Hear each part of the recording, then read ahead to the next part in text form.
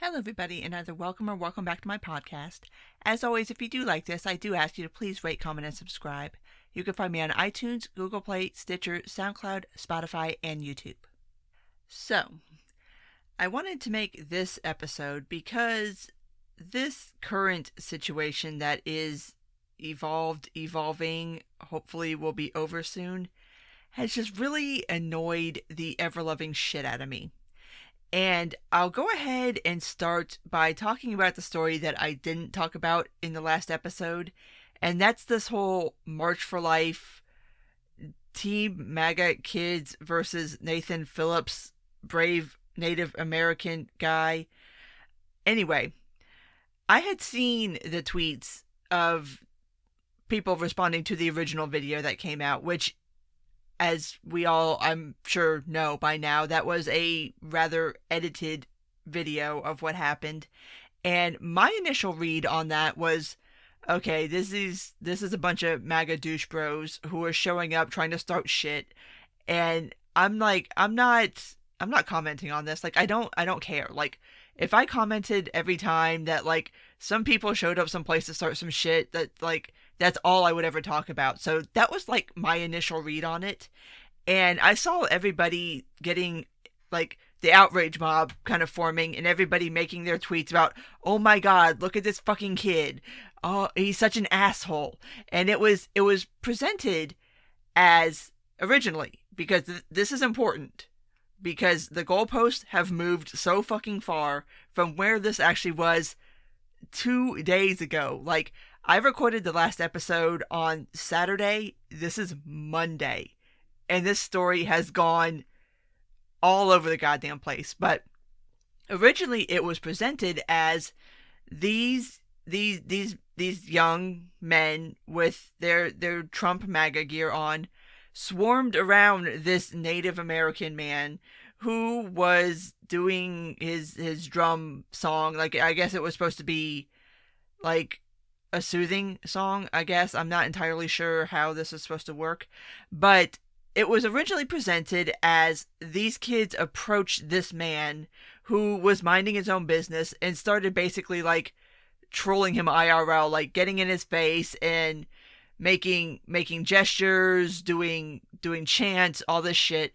And that's how it was originally presented. So to me, watching everybody get outraged about it, I was like, you know what? I'm not platforming that. Like, I'm not platforming people who, in my original assessment from that original video, were just kids that were trying to start shit and get attention online.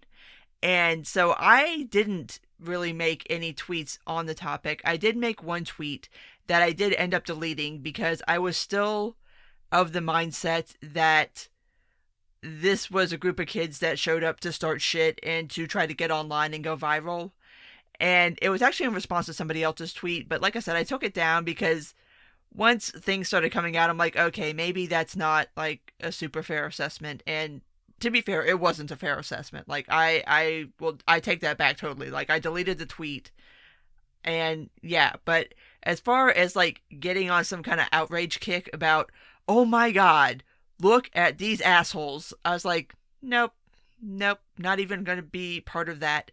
And to be honest, I didn't even think that this would be a story. Like, I was just like, I don't care. Like, who gives a shit? But obviously, it has become a huge fucking story.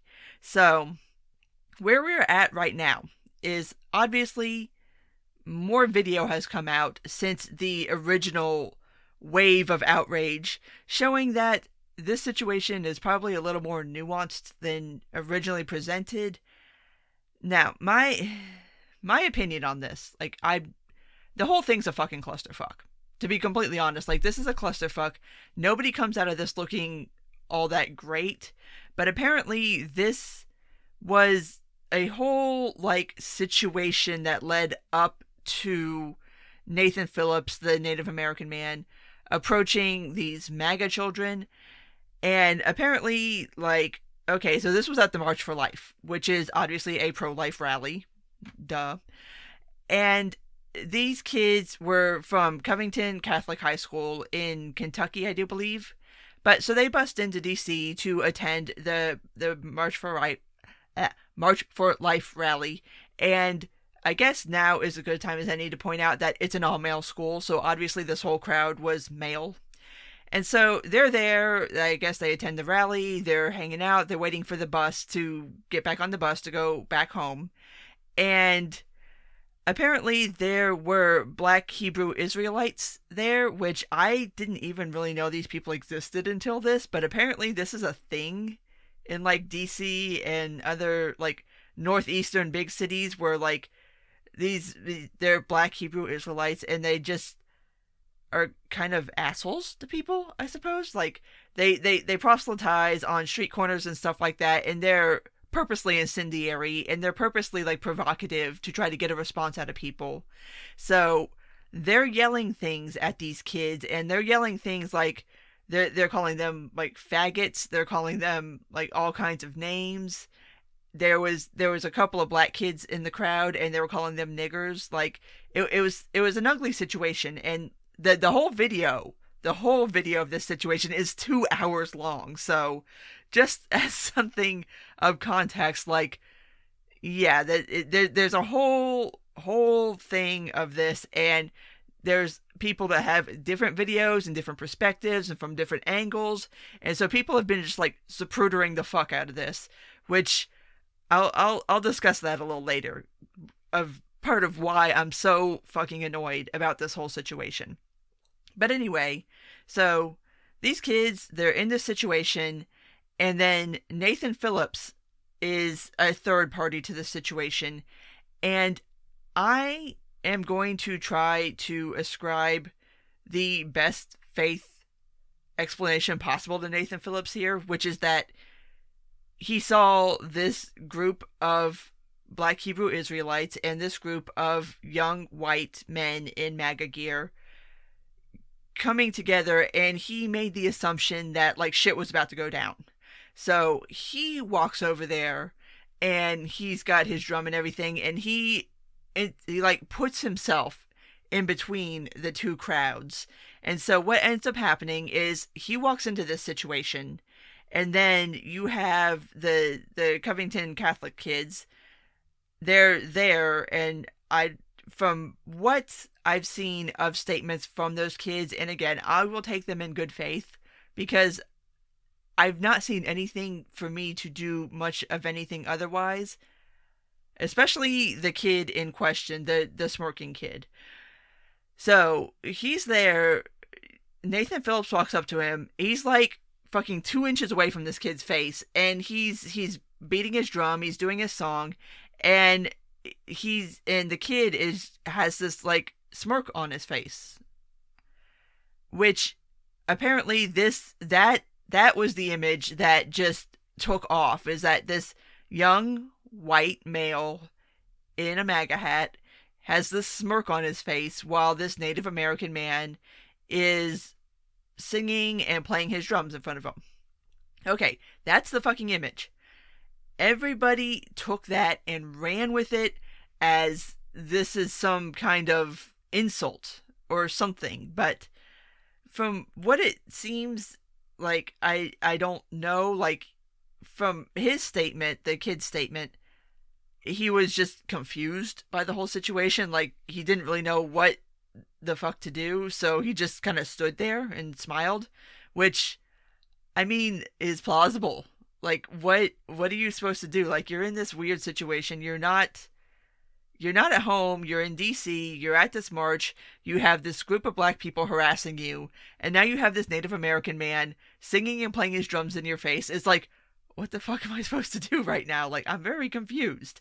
So that is what that is. And then, like I said, when the larger video came out, the rest of that story kind of came out. And so a lot of people on Twitter, and I have to give people credit for this because honestly, watching this go down on Sunday really kind of made me feel kind of hopeful for Twitter, is that a lot of people who initially went to judgment on the original piece did actually issue mea culpas and retractions and deleted their tweets and apologized, which I thought was really fucking cool, because if you know anything about Twitter, getting anybody on Twitter to say publicly, I was wrong, I'm sorry, is monumental. Like, nobody ever fucking apologizes on Twitter.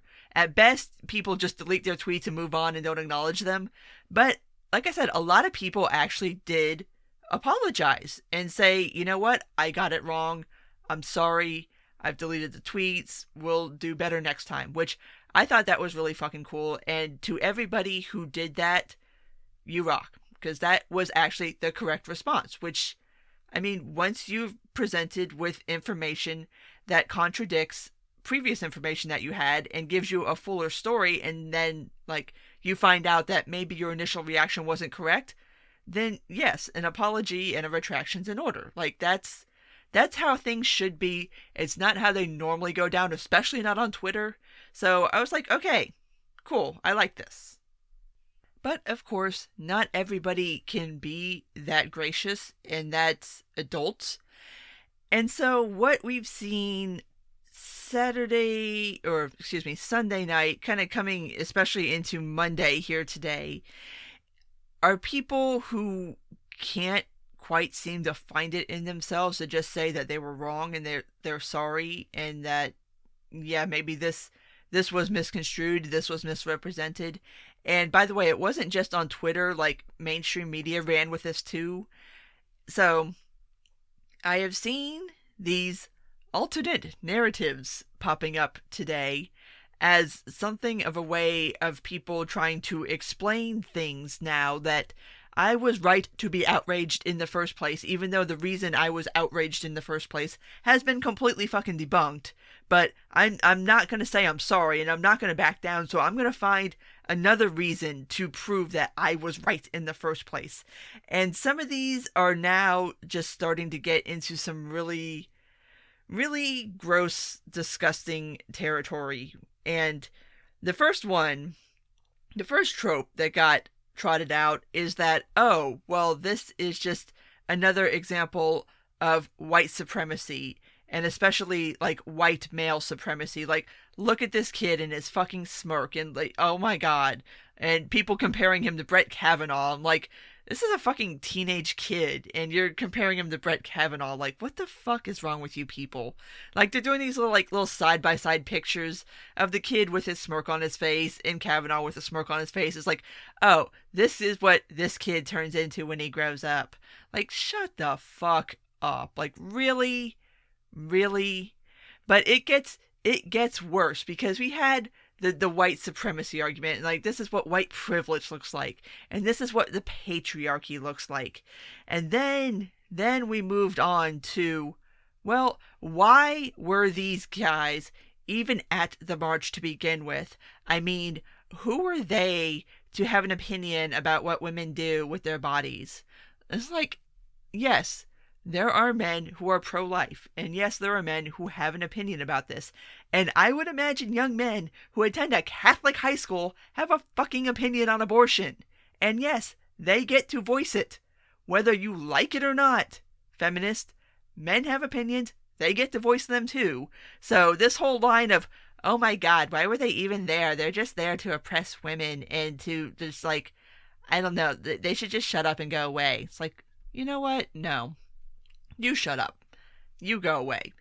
Anybody can go to a march that wants to go to a march, and I'm quite sure that at the March for Life, this group of young men were not the only group of people donning MAGA gear, which that's another excuse that people have thrown out. It's like, oh, well, if you wear that in public, you should expect whatever happens to you. It's like, no, just because somebody's wearing something that you don't like doesn't mean you get to be a fucking dick towards that person. Like, just keep it moving. Like, if I see somebody wearing a Che Guevara shirt, like, I'm not going to, like, walk up and confront them. I'm just going to keep it fucking moving. I mean, I'm going to think what I'm going to think, but I'm not going to make a big fucking deal out of it. Like, I don't, like, no, just because somebody's wearing a certain ball cap or a certain shirt or whatever doesn't mean that you get carte blanche to approach this person however the fuck else you want to approach them. Like, that's not how this works. So, Those are the arguments that have been thrown around today, and now we're actually getting to the gross part of this. The really, really gross part of this. Because right before I sat down to record this, I saw, I think it was New York Daily News, tweet out, because of course, people went and doxed this poor kid. People went back into the Covington Catholic High School's pictures to try to find shit to bring up, to try to smear the whole goddamn school. And so they found this one picture of the students at a blackout game, which, if you are not familiar with high school / college / they don't really do this in pro sports. It's really more of a high school college thing. But the idea of a blackout game is that everybody who is a fan of a certain team, like your team, like your school, you pick a game or a few games every year, and everybody dresses in black. It's a blackout game. And so the Covington Catholic High School kids did the full black. They also did black on their face. And so, yeah. So now everybody's trying to present this as, oh, look, these kids are doing blackface. It's like, shut the fuck up. Really? Really? Are you really going to race bait this? Are you really? Like, just say you were fucking wrong. Just say you got the story wrong. There's nothing inherently wrong in doing that. You don't have to come up with these bullshit narratives to try to justify your initial outrage over something that turned out to be not entirely true. Just apologize, say you were wrong, and fucking keep it moving. Don't try to come up with some other bullshit to try to justify what you did. And it's just like, I can't. And what's even worse is everybody who tried to dox this poor kid, a bunch of them ended up doxing the wrong fucking kid. They ended up doxing some kid in fucking Ohio. These kids live in Kentucky. Like, are you fucking dumb? Is this that hard? Like, it's bad enough to dox someone, but if you don't even dox the right person, like, god damn, people, like, how fucking stupid do you have to be? And it's just like, this whole story has gotten completely and utterly off the rails. It's still going off the rails. I'm sure I will still be talking about this in the next episode, but I'm just like, I can't with this story, because it's not a fucking story. It's a... no, actually, you know what? I'm going to wait to make that point, because there's other shit going on, people. There's other shit going on that is way more fucking important than who stood where with what look on their face. And we need to look at hours of video and have stupid fucking discussions online over a non-story. This is not a fucking story. It's not. What difference does it make who stood where and had what look on their face? What difference does it make who walked up to who and who started what? Like, what the fuck? Why is anybody even fucking talking about this? I don't get it. I don't fucking get it. But let me go ahead and pivot to what I do want to talk about, the story that I do think is important, and that's going back to the Buzzfeed piece that I talked about in the last episode. Now, I pretty much gave my thoughts on the piece itself in that episode. TLDR, it's irresponsible as fuck, and BuzzFeed needs to either put up or shut up as far as having any kind of additional information that backs up their story. But since I recorded that, on Sunday, Ben Smith, BuzzFeed Ben, and Anthony Comier went on Brian Stelter's show, Reliable Sources. It's a Sunday morning talking head show. Justin Leopold did not go on the show. I don't know if he wasn't invited, or if he was invited and told that he couldn't go, or that he decided he didn't want to go. I'm thinking it's more along the lines of he was told he couldn't go, because what was ended up being said during this interview, and of course, like, it's Brian Stelter. This is a softball interview, like, and to that point, this is the only interview that I have seen anybody do with Ben Smith or either of the writers of that piece. So, anyway, they're on Brian's show, and the topic gets brought up of the problem of Anthony saying that they did not see source material, Justin saying that they did see source material, which, like I said, somebody's got to be lying, because it can't be both. Like, you either saw it or you didn't see it. And so Brian did ask them about that, and their response was, we can't talk about that. To which my question is, why not? Why can't you talk about it? Where's Justin? What the fuck is going on here? Because it struck me as really odd, first off, that if you're going to have people on your show, and I mean, having Ben and having Anthony on the show obviously makes sense, but if there is another writer on a piece, why the fuck is that guy not there? Like, I mean, what? And so, just that on top of the fact of them saying, oh, we can't talk about that discrepancy, makes me think that there's something going on behind the scenes, probably at Buzzfeed, as far as damage control is concerned. I don't know. I'm not privy to the inner workings of BuzzFeed News, obviously, but it's another one of those things that just makes this piece even more fucking problematic. Like, you can't even have both journalists on a television show that you know is going to softball interview you. Like, what the fuck? And they're still insisting, even now, like, even today, and obviously in that interview, that they do stand by their piece, and that there will be more information forthcoming, which I ask again, why didn't you wait until that information was in your hands before you posted the fucking piece?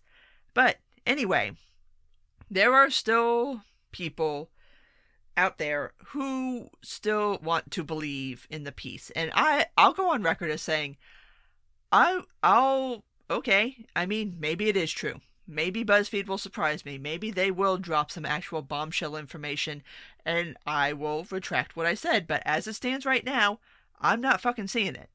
And given the fact that that piece dropped on Thursday night, and this is now Monday night, and that information ain't happened yet, even after being, like, publicly dragged for this, both BuzzFeed News and the authors and the piece itself, you still haven't dropped this magical information that's supposed to all of a sudden, like, make this legit and make this completely 100% believable.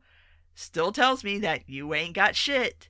But you still have people who want this to be true, and they want it to be true, and there's a lot of straw grasping going on, because Rudy Giuliani went on television and said that Trump may have talked to Cohen about his testimony.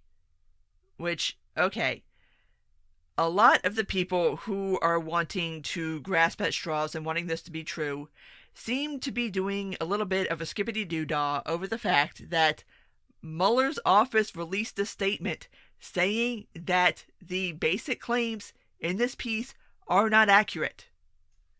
Like, I'm supposed to cling on to Rudy Giuliani's word over the word of Robert Mueller's office on record official statement? No, I'm sorry. No, no. And it's wild to watch people make this argument. It's like, well, Rudy said. I'm like, I don't give a fuck what Rudy said. I care what Robert Mueller's office said. And they said that the piece isn't accurate. So any other argument outside of BuzzFeed or somebody else providing some kind of information to validate this piece, I don't care. I don't care. I don't care what Rudy Giuliani said. And the second piece that people are clinging to is a report that after the BuzzFeed piece dropped, that Trump's legal counsel contacted the special counsel office, Mueller's office, about the piece. And that this is somehow supposed to mean something. Like, first of all, just because Trump's legal counsel contacted special counsel's office doesn't mean that special counsel's office didn't tell him to go fucking kick rocks. Second of all, if you want to follow this to its logical conclusion, which is this kind of insinuation that Mueller's office has been compromised and is doing things at the behest of Donald Trump, then why would you not call for an immediate end to the Russiagate investigation on the basis of the fact that you think Mueller's office is compromised and you think that they're working for Trump and that they're doing whatever Trump's counsel tells them to do? I ain't seen nobody do that. So, again, what the fuck do you want me to infer from that? I'm going on the fact that Buzzfeed put out this piece. It's very thinly sourced. Mueller's office released a official statement saying that the main facts in the piece are inaccurate, and that's it. That's it. I don't really care to hear about any other of your theories. Like, that's it. I don't understand. I don't understand this grasping at things. I don't understand this trying to change narratives because you want this story to be true and you want your feelings to be validated. Like, I'm sorry, they're not. I don't know what else to say to that. But to start bringing this around to why I made this episode and why I am so fucking irritated about where everybody is at right now is, okay, you've got these two stories. You've got the DC story and you've got the Buzzfeed story. Now, anybody who spends any time online knows which story has been discussed more often than the other. The DC story is not a fucking story. Like I said, it's video of a rather ambiguous situation that got blown up because of various identity politics shit and just various Trump derangement syndrome shit. Just dumb shit. And the other story is that a major news publication released a story saying that Trump has engaged in obstruction of justice, which is an impeachable offense, and it's fucking crickets. Like, I'm sorry, one of these stories is obviously way more important nationally than the other story, but obviously one story gives everybody the right to go be outraged and to go do all this performative bullshit, while the other one doesn't, but is way more important to the future of this nation. Like, if what BuzzFeed says is true, if it is, if they have the goods on it, if they have solid concrete evidence of what they claim, that's a huge fucking deal. What happened in DC? Who gives a shit? Like, what? That means nothing to anybody outside of people who want to do performative bullshit on social media. There's an actual story here at BuzzFeed. Like, we need to figure out whether this is true or not. Like, either BuzzFeed has the goods, and in which case Mueller's office has some serious fucking explaining to do, as far as not only lying, but allowing this to go on, allowing this information to stay secret, and not bringing it public to Congress or to anybody else to start any kind of potential impeachment proceedings, which, I mean, I do feel like if this is true, that is an impeachable offense. Obstruction of justice is an impeachable offense. So maybe we can spend a little bit of time not worrying about who was standing where and when and had what fucking look on their face and what happened before that and what happened after that, and figuring out, did the President of the United States commit an impeachable offense? That seems a little more fucking important to me. I don't know. But it's just like, that's what annoys me about this whole thing. It's like, there's a story here that needs attention. It's either BuzzFeed has it right, in which case we need to investigate that, or BuzzFeed has it wrong, in which case we need to investigate that. Like, there's serious shit going on, and people are worried about a fucking kid in DC who had possibly a not super duper 1000% appropriate look on his face while a Native American man was singing and banging a drum 2 inches away from his fucking nose. Like, are you kidding me? Are you fucking kidding me? And it's just like, the thing that annoys me And this is something that has kind of been building in my mind for a while, and that is this idea that the culture wars has completely taken over everything as far as what we fucking talk about, what we react to, what we don't react to. And it's not just now starting, but this particular situation shows that line of thought, like that kind of responding to the kind of outrage culture, all that shit, is blocking out actual important conversations that need to be happening. And that's why I'm so fucking annoyed by this. Like, there's real shit going on. Like, did you guys know that like people are attempting a coup in Venezuela? No, you probably don't fucking know that, because unless you follow me on Twitter, nobody else is fucking talking about it. Like, there's real shit going on. A news outlet accused the president of an impeachable offense, and you're worried about some bullshit that happened at a pro-life rally in D.C. Like, get with it, people. Like, eyes on the ball. Eyes on the ball. Don't worry about dumb shit. Worry about important shit. And that's this. I mean, it's like I said, it's been a long time coming for me, but just this whole situation just really crystallized it for me, because it's like two stories that broke at relatively the same time, and both may end up being about relatively the same thing, which is that the media got it wrong. But one is being latched onto and the other one isn't, and I don't thoroughly understand why.